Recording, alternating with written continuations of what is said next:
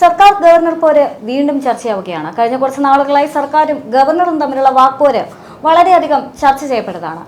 ഈ ലോക്സഭാ തെരഞ്ഞെടുപ്പിൽ ഒരുപക്ഷെ സർക്കാരിന് ഈ വിഷയം തിരിച്ചടിയാകാനുള്ള സാധ്യത ഏറെയാണ് എന്നുള്ള വിലയിരുത്തലുകൾ പോലും ഉണ്ടായിരുന്നു. എന്നാൽ ലോക്സഭാ തെരഞ്ഞെടുപ്പ് പ്രചരണത്തിൽ ഈ വിഷയങ്ങൾ പരാമർശിക്കപ്പെട്ടിരുന്നില്ല.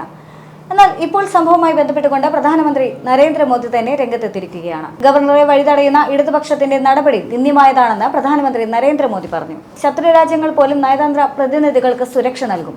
ഭരണഘടനാ പദവിയിലിരിക്കുന്നവരെ ബഹുമാനിക്കേണ്ടത് സംസ്ഥാനങ്ങളുടെ ബാധ്യതയാണ്. അവഹേളനത്തെക്കുറിച്ച് ഗവർണർ ഇതുവരെ സൂചിപ്പിച്ചിട്ടില്ല എന്നും മോദി പറഞ്ഞു. ആരിഫ് മുഹമ്മദ് ഖാൻ എല്ലാം സഹിക്കുന്നയാളാണ്. രാജ്ഭവന് കിട്ടേണ്ട പണം പോലും സംസ്ഥാന സർക്കാർ പിടിച്ചുവെച്ചിരിക്കുകയാണ്. നാളെ അരിശം കയറി രാജ്ഭവനിലെ വൈദ്യുതി വിച്ഛേദിച്ചാൽ എന്താകും അവസ്ഥയെന്ന് അദ്ദേഹം സ്വകാര്യ ചാനലിൽ നൽകിയ അഭിമുഖത്തിൽ ചോദിച്ചു വെക്കുന്നുണ്ട്.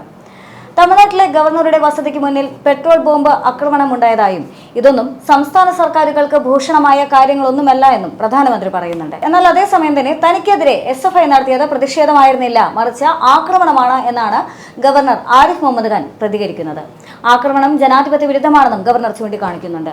തനിക്കെതിരെ നടന്ന പ്രതിഷേധത്തെക്കുറിച്ച് കേന്ദ്രത്തിന് വിവരം ലഭിച്ചുവെന്നും പ്രധാനമന്ത്രിയെ താൻ ഇക്കാര്യം അറിയിച്ചിട്ടില്ല എന്നും അദ്ദേഹം പറഞ്ഞു. എന്നാൽ രാഷ്ട്രപതിയെ ഇക്കാര്യം അറിയിച്ചിട്ടുണ്ടെന്നും ഗവർണർ വ്യക്തമാക്കി. Question of supporting me, it is we live in a democracy. The dissent or differences of opinion always welcome, but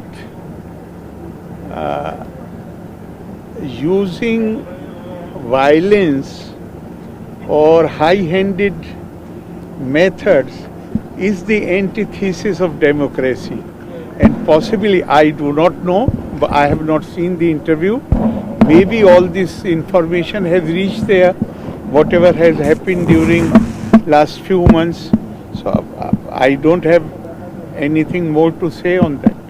I have not reported to the Prime Minister, Honorable Prime Minister specifically, but we send monthly report to Honorable President of India.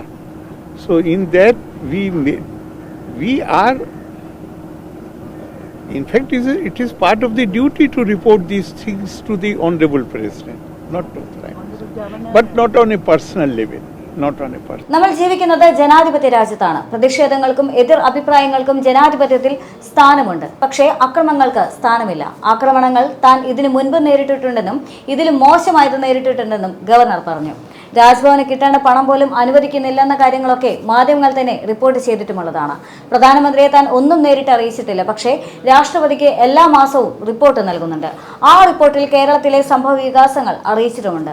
അത് തന്റെ ഉത്തരവാദിത്തമാണെന്നും ആരിഫ് മുഹമ്മദ് ഖാൻ വ്യക്തമാക്കുന്നുണ്ട്. എന്നാൽ അതേസമയം തന്നെ ഗവർണറെ അവഹേളിച്ചിട്ടില്ല എന്ന് CPM കേന്ദ്ര committee അംഗമായ AK ബാലനും പ്രതികരിക്കുന്നുണ്ട്. കഴിഞ്ഞ കുറച്ച് നാളുകൾക്ക് മുൻപ് ഗവർണർ സർക്കാർ പോലെ വലിയ തരത്തിൽ ചർച്ച ചെയ്യപ്പെട്ടതാണ്. ഗവർണർക്കെതിരെ SFI പോലും വലിയ തരത്തിലുള്ള പ്രതിഷേധമെല്ലാം ആയി തന്നെ രംഗത്ത് വന്നിട്ടുണ്ടായിരുന്നു. ഗവർണർക്കെതിരെ റോഡിലിറങ്ങി കരിങ്കൊടി വീശുന്ന സാഹചര്യമെല്ലാം തന്നെ ഉണ്ടായിരുന്നതുമാണ്. എന്നാൽ ഇതിനെതിരെ സർക്കാരിന്റെ ഭാഗത്തു നിന്ന് യാതൊരു തരത്തിലുള്ള പ്രതികരണം ഉണ്ടായിരുന്നില്ലെങ്കിലും CPMന്റെ സംസ്ഥാന സെക്രട്ടറിയായ MV ഗോവിന്ദൻ പറഞ്ഞിട്ടുണ്ടായിരുന്നത് ഗവർണർ യൂണിവേഴ്സിറ്റികളെ കാവ്യവൽക്കരിക്കുന്നു എന്ന് പറയുന്നത് യാഥാർത്ഥ്യം തന്നെയാണ്. അതുകൊണ്ട് തന്നെ SFI നടത്തുന്ന പ്രതിഷേധത്തിൽ കഴമ്പുണ്ട് എന്ന് തന്നെയാണ്. അതായത് മൗനമായ ഒരു അനുമതി യഥാർത്ഥത്തിൽ SFIക്ക് ലഭിച്ചിരുന്നു എന്ന് തന്നെയാണ് ഇതിൽ നിന്നെല്ലാം തന്നെ വ്യക്തമായിരുന്നത്. എന്നാൽ ഇതിനെല്ലാം ശേഷം തന്നെ ഗവർണറുടെ ഭാഗത്തു നിന്നും വന്ന പ്രതികരണം എന്ന് പറയുന്നതും അതും വളരെയധികം ചർച്ച ചെയ്യപ്പെട്ടതാണ്. ഗവർണറുടെ ഭാഗത്തു നിന്ന് ഗവർണർ പോലീസിനെയും സർക്കാരിനെയും പോലും വെല്ലുവിളിച്ചുകൊണ്ട് നേരിട്ട് റോഡിലിറങ്ങി പ്രതിഷേധിക്കുന്ന രീതി പോലും ഉണ്ടായിരുന്നു. SFI ഗവർണർക്കെതിരെ നടത്തിയ പ്രതിഷേധത്തിൽ ബ്ലഡി ക്രിമിനൽസ് എന്ന് പറഞ്ഞുകൊണ്ടായിരുന്നു ഗവർണർ വാഹനത്തിൽ നിന്നും ഇറങ്ങിയത്.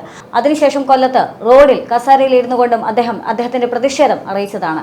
എന്ത് തന്നെയാണെങ്കിലും ഇത്തരത്തിലുള്ള ഗവർണറുടെ പ്രതിഷേധം പല രീതിയിലാണ് വ്യാഖ്യാനിക്കപ്പെട്ടിരുന്നത്. ഒരർത്ഥത്തിൽ അത് സംസ്ഥാന സർക്കാരിന് തിരിച്ചടിയാകാനുള്ള സാധ്യത ഏറെയുണ്ട് എന്നുള്ള വിലയിരുത്തലുകൾ പോലും വന്നിട്ടുണ്ടായിരുന്നു. അതിനുള്ള പ്രധാനപ്പെട്ട കാരണം എന്ന് പറയുന്നത് കോഴിക്കോട് മിഠായി തെരുവിൽ ഗവർണർ നടത്തിയ പ്രതിഷേധം തന്നെയായിരുന്നു. ആ പ്രതിഷേധത്തിന് ശേഷം ഗവർണർക്ക് ഏറെ പിന്തുണ ലഭിച്ചിരുന്നതായും കാണാൻ സാധിച്ചു. അതുകൊണ്ട് തന്നെ സർക്കാർ വിരുദ്ധതയുള്ള വ്യക്തികൾക്ക് ഗവർണർക്ക് അനുകൂലമായ നിലപാട് സ്വീകരിക്കുന്ന സാഹചര്യത്തിൽ അതൊരു പക്ഷേ BJPക്ക് അനുകൂലമായി മാറാനുള്ള സാധ്യത ഏറെയാണെന്നുള്ള വിലയിരുത്തലുകൾ പോലും ആ സാഹചര്യത്തിലുണ്ടായിരുന്നു. എന്തു തന്നെയാണെങ്കിലും ഈ ലോക്സഭാ തെരഞ്ഞെടുപ്പിൽ പ്രചരണങ്ങളെല്ലാം തന്നെ ഇത്ര ചൂടേറി നിൽക്കുന്ന ഈ സാഹചര്യത്തിൽ ഗവർണർ സർക്കാർ പോലെ വലിയ തരത്തിൽ ചർച്ചയായിരുന്നില്ല എന്നുള്ളത് തന്നെയാണ് യാഥാർത്ഥ്യം. പക്ഷേ ഇത് തന്നെയാണെങ്കിലും പ്രധാനമന്ത്രി നരേന്ദ്രമോദി ഇന്ന് മറ്റൊരു പ്രമുഖ ചാനലിൽ നൽകിയ അഭിമുഖത്തിലെ ഈ വാക്കുകൾ വലിയ രീതിയിൽ വീണ്ടും ചർച്ചയാവുകയാണ്. യഥാർത്ഥത്തിൽ സർക്കാരിന്റെ ഭാഗത്തു നിന്ന് ഇപ്പോൾ വരുന്ന പ്രതികരണം അനുസരിച്ച് സർക്കാർ യാതൊരു കാരണവശാലും ഗവർണറെ അവഹേളിക്കാൻ ശ്രമിച്ചിട്ടില്ല എന്ന് തന്നെയാണ്. എന്നാൽ അതേസമയം തന്നെ ഗവർണർ ഇപ്പോഴും സർക്കാരിന് എതിരെയുള്ള നിലപാടിൽ തന്നെ നിയമസഭയുടെ ഭാഗത്തു നിന്നും അവഹേളിക്കാൻ ശ്രമിച്ചു എന്നുള്ള അതേ നിലപാടിൽ തന്നെ ഉറച്ചു നിൽക്കുകയാണ്. ഇനി തെരഞ്ഞെടുപ്പിനെ സംബന്ധിച്ചിടത്തോളം ഏതാനും ദിവസങ്ങൾ മാത്രമാണ് ബാക്കിയുള്ളത്. ഈ സാഹചര്യത്തിൽ വീണ്ടും ഗവർണർ സർക്കാർ പോരുകൾ വീണ്ടും തലപ്പൊക്കാനുള്ള സാധ്യതയുണ്ടോ എന്നുള്ളത് കണ്ടു തന്നെ അറിയേണ്ടി വരും.